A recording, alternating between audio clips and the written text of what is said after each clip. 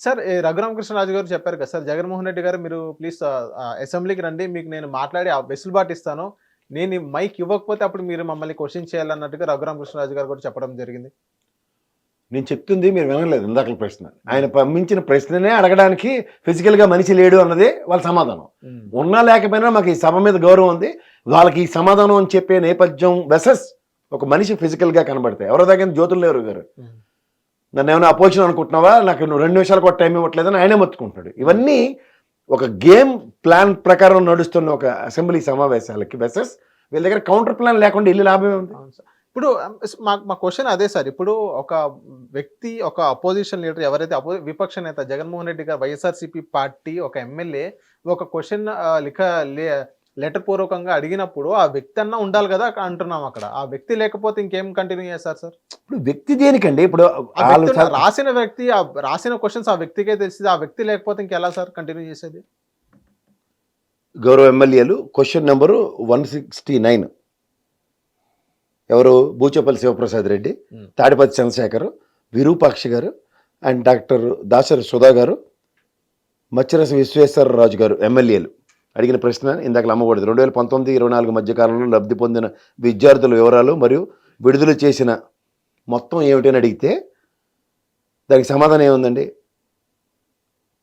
3 ప్రశ్నలు అడిగితే సీల్డీలకి ప్రశ్న ఉత్పన్నం కాదోటి పై సమాధానంలో గౌరవనీయులైన మానవ వనరుల అభివృద్ధి శాఖ మంత్రి గారి ఆమోదం పొందింది లేదండి. ఇది బీసీలకి బి ఏంటంటే అయితే ఆర్థిక సాయం పొందుతున్న విద్యార్థుల సంఖ్య మరియు విడుదల చేసిన మొత్తం చెప్పమంటే సి ఏంటంటే లేనట్టయితే దానికి గల కారణాలు ఏంటి అని అడిగితే ఏబీసీ సమాధానం ఏంటంటే లేదండి, ప్రభుత్వం తల్లికి వందనం అనే కొత్త పథకాన్ని రూపొందిస్తుంది మరియు వివరణాత్మక మార్గదర్శకాలతో త్వరలో దాన్ని జారీ చేయబడతాయి. ప్రశ్న ఉత్పన్నమే కాదట. డి ఏంటి? 19-24 మధ్యకాలంలో లబ్ధి పొందిన విద్యార్థుల వివరాలు. విద్యార్థుల వివరాలు నేనే ఇక్కడ కూర్చొని చెప్పగలుగుతున్నాను. 2 లక్షల పైచీలకి పిల్లలు చదువుకున్నారని. సచివాలయంలో 2200 మంది ఉన్న సచివాలయంలో ఎవరిని అడిగినా ఇలా అనా పైసలతో లెక్కలిస్తారు. ఎందుకంటే ఎంతమంది అమ్మఒడి అందుకున్నారు అన్నది. సో ఇవన్నీ క్లియర్గా తెలుస్తున్నప్పుడు దాటవేత ధోరణికే ఎక్కువ చూసినప్పుడు వీళ్ళ ప్రశ్నలకి లోపలికి వెళ్లకుండా కూడా అడిగే వెసులుబాటు తీసుకున్నారు. నీకు అర్థమవుతుందా? మండల్లో కూడా నిన్న గ్యాస్ సిలిండర్ విషయంలో నాదెండ్ల మనోహర్ గారు అబద్ధ స్టోరీ చెప్పి లాస్ట్కి ఒక సిలిండర్ తేల్చాడు. 3 సిలిండర్ బదులు ఈ ఏడాది ఎత్తేసినట్టే కదా. అవును. సో ఇలాంటివన్నీ జరుగుతున్నాయి సార్. మనం ఏదో ఆవేశపడిపోయి ఆ తపేళ్ళ ఛానల్ చూసి ప్రశ్నలు సంధించుకుంటే చాలా కష్టంగా ఉంటుంది. ఎందుకంటే వాళ్ళకి ఎంతసేపు హలో లక్ష్మణ పక్కన మీ పడి ఆడమే. సో సార్ ఇంకోటి ఏంటంటే ఒక గూగుల్ సంస్థ అధికారంగా చెప్పింది సార్. ఇప్పుడు 2 డేస్లో మనకి అఫీషియల్గా మన అనౌన్స్మెంట్ కూడా వింటున్నాం. ఆల్మోస్ట్ కన్ఫర్మ్ అయిపోయింది. గూగుల్ సంస్థ ఇప్పుడు ఒక పెద్ద అకాడమీ ఇప్పుడు అమరావతిలో పెట్టబోతుందని మనం 2 డేస్లో వింటున్నాం. సో ఇదొక మంచి సూచకమే కదా సార్ అమరావతికి మనం చెప్పుకున్నట్లయితే. జరిగితే మంచి సూచన.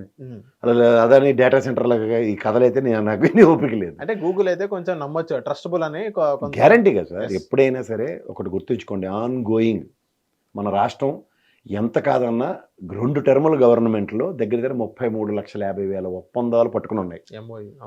ఎంఓఏలు జరిగి ఉన్నాయి. అందులో గూగుల్ లాంటి వ్యవస్థలు కూడా ఉన్నాయి నాకు తెలిసినంత వరకు. సో అవి ఎగ్జిక్యూట్ చేశారనుకోండి ఖచ్చితంగా the best lobbying of government కింద చూడాలి. ఓకే, అంతకని. సో దీన్ని ప్రీవియస్ గవర్నమెంట్తో కంపేర్ చేస్తున్నారు. గతంలో జగన్మోహన్ రెడ్డి గారి గవర్నమెంట్ ఇంత చిన్న ఒక్క పరిశ్రమ కూడా రాని పరిస్థితి, లూలు లాంటి పెద్ద పెద్ద పరిశ్రమలు బయటకు పంపించిన పరిస్థితి మనం చూసాం. అమర్రాజా బ్యాటరీస్ మనం చూసాం. సో ఇప్పుడు వీళ్ళు వచ్చిన తర్వాత ఒక్క నిమిషం ఆగండి. ఇదే అమర్రాజా బ్యాటరీస్, ఇదే ఆయన ఎవరు గల్లా జయదేవ్ గారు గత ప్రభుత్వంలో కరకంబాడి మీద పొల్యూషన్ కంట్రోల్ బోర్డు మామూలుగా వెళ్ళి రెగ్యులర్ రొటీన్ ఇన్స్పెక్షన్ చేసిన దానికి ఎంత గొల్లెట్టారు. లాస్ట్కి అమర్రాజా బ్యాటరీస్ మహబూబ్ నగర్ పరిసర ప్రాంతంలో best offers which is comparative. ఎందుకంటే బయలాటరల్ అగ్రిమెంట్ లాగా రాష్ట్రంలో ఒక ఇండస్ట్రియలైజేషన్కి ఒక దగ్గర ఉన్న గుడ్ ఆఫీసర్స్కి కేటీఆర్ గారి నెగోషియేషన్తో అతను అక్కడ పెట్టుకోగలిగాడు. మీరు ఇందాక ఏమన్నారంటే గతంలో ఏ పరిశ్రమలు రాలేదన్న దగ్గర ఈజ్ ఆఫ్ డూయింగ్లో నెంబర్ 1 బిజినెస్ మన ఆంధ్రప్రదేశ్కే ఉండేది. దేశం మొత్తం మీద 18% ఇండస్ట్రియలైజేషన్ జరిగితే ఆంధ్రప్రదేశ్లో కూడా 18% ఇండస్ట్రియలైజేషన్ జరిగింది కాబట్టి ఈజ్ ఆఫ్ డూయింగ్ నెంబర్ 1 మనకి ఇచ్చారు. అనేది ఈ తపేల ఛానల్లో చెప్పారు కాబట్టి మనకి ఏంటి లేదంటే మరి గ్రాసిమ్ లాంటి వ్యవస్థ ఉదాహరణకి చంద్రబాబు గారి ఆయనలోనే దాని అగ్రిమెంట్ అయింది ఎంఓయూ అనుకున్నా, జగన్మోహన్ రెడ్డి గారి ఆయనలో ఎందుకు అది ఎగ్జిక్యూట్ అయింది? ఇంకో పెద్ద పదం చెప్పారు చెవుల్లోంచి రక్తం కారేలాగా, లూలు మాల్. అది ఏంటి సార్, డిపార్ట్మెంట్లో పెద్ద స్టోర్. అవును. అమీర్పేటలో బిగ్ బజార్ ఒకటి ఉండేది, అంతకన్నా పెద్ద స్టోర్ ఎక్కడ లేదు నాకు తెలిసి. ఆడే ఎత్తుకెళ్ళిపోయాడు. ఇప్పుడు రిలయన్స్ వాడు ఆక్యుపై చేసాడు. ఒక డిపార్ట్మెంటల్ స్టోర్కి ఇన్ఫ్రాస్ట్రక్చర్ ఏముంటుంది సార్ ఇప్పుడు అవునండి, లూలు మాల్ గురించి నాకు తెలిసి లొలుమాలే చెప్తాను. ఒక పక్క బిల్డింగ్ ఏదో చూసుకుని అద్దెకి తీసుకుని వస్తాడు, లేదా ఓ 2 ఎకరాలు ల్యాండ్ ఇస్తే ఓపుకుంటే బిల్డింగ్ కట్టుకుంటాడు. ఓ 4-5 ఆ కిరాణా కొట్లలో పనిచేసే ఉద్యోగాలు లాంటివి మంచి ఉద్యోగాలు వస్తాయి, కొంచెం మంచి డ్రెస్ వేసుకొని ప్రొఫెషనల్గా కనబడతారు. ఇదే పెద్ద సాఫ్ట్వేర్ ఇండస్ట్రీగా, దీనివల్ల బ్రహ్మాండమైన రెవెన్యూ. రెవెన్యూ ఉంది కదా సార్, ఇప్పుడు దాని వల్ల రెవెన్యూ ఉంది కదా. ఇప్పుడు ఏముంది రెవెన్యూ? గుడివాడ అమర్నాథ్ గారు విషయానికి వస్తే, ఇది గుడివాడ అమర్నాథ్ గారు ఇదే ఒక ఇంటర్వ్యూలో లూలు మాల్ గురించి వచ్చింది. లూలు మాల్ గురించి వచ్చి గుడివాడ అమర్నాథ్ గారు ఒకటి అన్నారు, లూలు మాల్ ఇచ్చిన ఏరియా అనేది సిటీలో ఉంది, సిటీ మధ్యలో ఉంది. సో మేము ఏం చెప్పామంటే, సిటీ మధ్యలో కాకుండా అక్కడ వేరేది ఏదైనా పెట్టుకుంటాం మేము, మీరు సిటీ బయట అక్కడ పెట్టుకోండి, అక్కడ మీకు ఎంత కావాలో అంత ల్యాండ్ ఇస్తా ఉన్నట్టుగా వీళ్ళు వైఎస్ఆర్సీపీ గవర్నమెంట్ మేము చెప్పడం జరిగిందని గుడివాడ అమర్నాథ్ గారు చెప్పడం జరిగింది. అది డెవలప్ అయిన ఏరియా, అక్కడ కాకుండా బయట పెట్టుకోండి అని అన్న. ఉదాహరణకి మన కూకటిపల్లిలోనే లులుమాల్ పెట్టాడు. అవును. ఎంత సస్తున్నాం ట్రాఫిక్కి, ఎంత సస్తున్నారు అందరూ. సో అలాంటిది ఒక ప్రభుత్వం, సో దాటికండి ఒక ప్రభుత్వం వాళ్ళకి ఇంకొక ల్యాండ్ అలొకేట్ చెయ్యము అని చెప్పలే కదా. ఇప్పుడు ఐక్యాలది ఉంది, ఎక్కడుంది అది? గచ్చిబౌలిలో. ఈవెన్ హైటెక్ సిటీకి వెనకాతల గచ్చిబౌలికి అప్పు తీసుకున్న అక్కడ ఒక పరిధిలో దాన్ని కట్టి పార్కింగ్ ఫెసిలిటీ కానీ దానికి ఎక్కడ ఏ విధంగా పాపంతకాలు లేకుండా ఉంది. ఇప్పుడు ఇది కూకట్పల్లిలో లోలుమాలు పెట్టిన తర్వాత ఎంత ప్రాబ్లం అవుతుంది. అలాగే వైజాగ్ నడిబొడ్లు ఎక్కడో పెట్టిన దగ్గర, అవి ఎప్పుడో నేను పుట్టిన కాడి నుంచి చూస్తున్న ఈ పిల్లి సందులు అటువే ఉంటాయి, అవేం పెద్ద పెద్ద నేషనల్ హైవేలాగా ఉండవు. అక్కడ ఉన్న ట్రాఫిక్ తీవ్ర సమస్యలకి వాటిని దృష్టిలో పెట్టుకుని ఒక ప్రభుత్వ నిర్ణయం అది. ఇప్పుడు మళ్ళీ తీసుకొచ్చి ఆడబెట్టి తిప్పలు పడండి ఎవరు కదా. అంటే లూలుమాల్ కట్టిన వాళ్ళకి కింద పార్కింగ్ ఏరియా కూడా పెడతారు కదా సార్. మీరు పార్కింగ్లో డైరెక్ట్గా కారు వెళ్ళిపోతుందా చెకింగ్లో అవన్నీ చేయకుండాను? ఎంత మెయిన్ ట్రాఫిక్ డిస్టర్బ్ అవుతుంది. సో కాదు, మీరు అవన్నీ లాజిస్టిక్స్ అంటారు, ఇట్లా లాజిస్టిక్స్ ప్లాన్ చేయకుండా.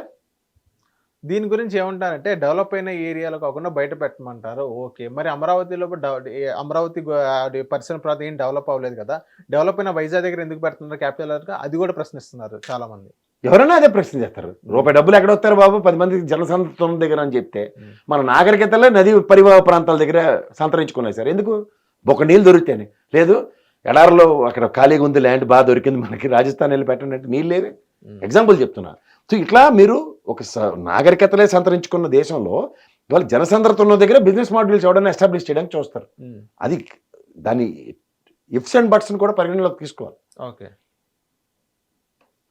ఎంత దూరమైనా సరే వెళ్ళి కొనుక్కునే ఆనంద పరులు చాలా మంది ఉంటారు. ఇప్పుడు వీకెండ్స్లో 7కి వెళ్ళి టిఫిన్ చేసి వచ్చే వాళ్ళు ఉంటారు పొద్దున్న, తెలుసా మీకు?